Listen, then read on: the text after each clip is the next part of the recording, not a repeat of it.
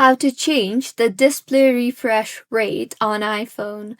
Hello everyone, I am Bishaka and welcome to our channel. Now let's get right into the tutorial. Firstly, go ahead and launch the settings application on your device. Here, tap on the accessibility option and now under the vision tab, you will see the option for motion.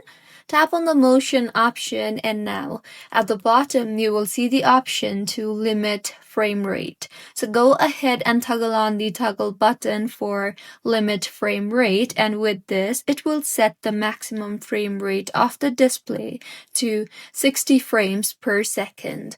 So this is how you can change the display refresh rate on iPhone. If you find this tutorial helpful, please like the video and do comment if you have any queries. Also, do subscribe to our channel for more helpful tutorials like this. See you on the next one.